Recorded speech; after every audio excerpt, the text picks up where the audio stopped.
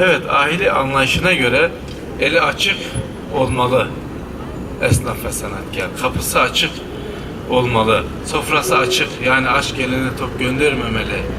Ahi olan birisi gözünü kapalı tutmalı. Yani kimseye kötü nazarla bakmamalı. Kimsenin aybını görmemeli.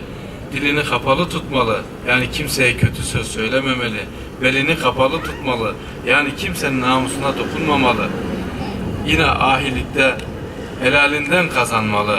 Herkesin bir mesleği olmalı. Yoksul ve düşkünlere yardım etmeli. Cömert olmalı. Alimleri sevmeli ve hoş tutmalı. Fakirleri sevmeli. Alçak gönüllü olmalı. Temiz, iyi kimselerle sohbet etmeli.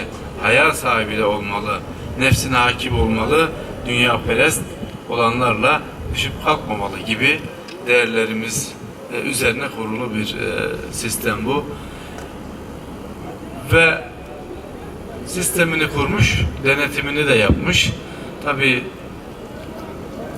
dilimize giren bir atasözü şeklinde söylediğimiz pabucunu dama atma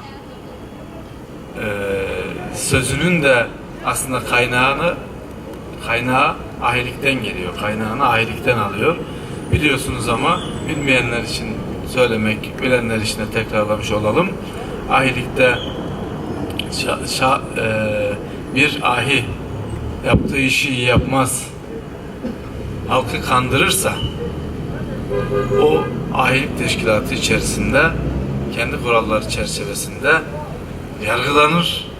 Eğer suçlu bulunursa herkesin huzurunda, çarşıda onun pabucu dama atılır. Kendisi de yalın ayak evine gitmek zorunda kalır. Müthiş bir itibarsızlaştırma. Ondan sonra da tabii ki o kişi, o esnaf, o zanaatkar artık elin içine çıkamaz.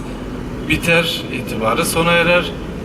Güvenilirliği kalmaz ve o beldeyi, o şehri, o kazayı neyse terk etmek zorunda kalırdı.